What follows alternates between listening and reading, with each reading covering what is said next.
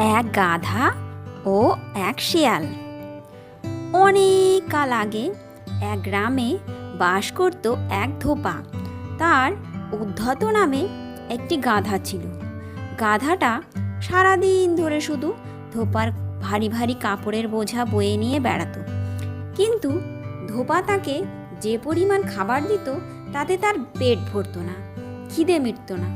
তাই প্রতিদিন রাত্রে গাধাটা খোঁয়ার থেকে বেরিয়ে আসতো আর ওর খেতে ঢুকে ফসল খেয়ে পেট ভরাতো।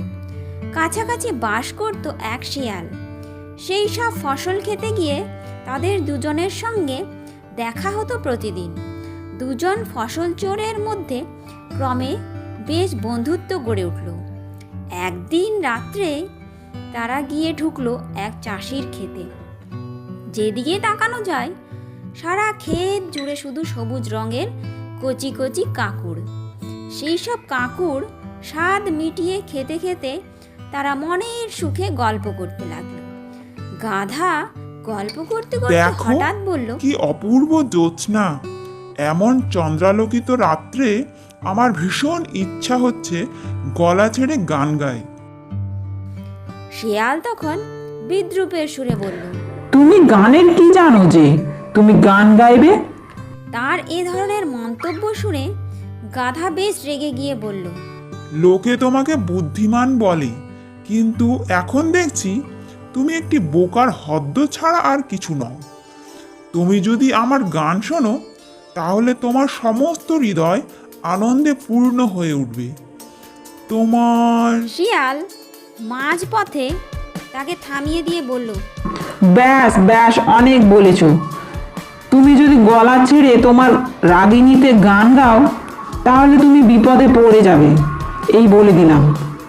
তোমার গলা যদি চাষি শুনতে পায় তাহলে চাষি রাগে অন্ধ হয়ে এখানে ছুটে আসবে আর এমন পেটাবে যে তুমি মরেই যাবে। গাধা তখন বলল, দেখো কি অপূর্ব চাঁদনি রাত।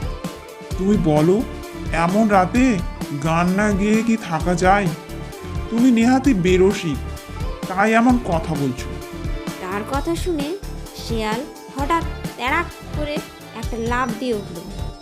তারপর বলল, বন্ধু, একটু সবুর করো, আমি একবার বেড়ার বাইরে গিয়ে লক্ষ্য করি চাষি এদিকে আসছে কিনা।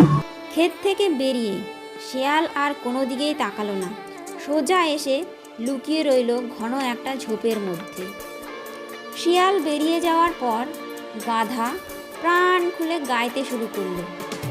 তার হেড়ে গলার গধর্ব রাগিনী শুনে ঘুম ভেঙে গেল ক্ষেতের মালিকের। সে বুঝতে পারল তার ক্ষেতের সব ফসল সর্বনাশ করে দিয়েছে ওই গাধা।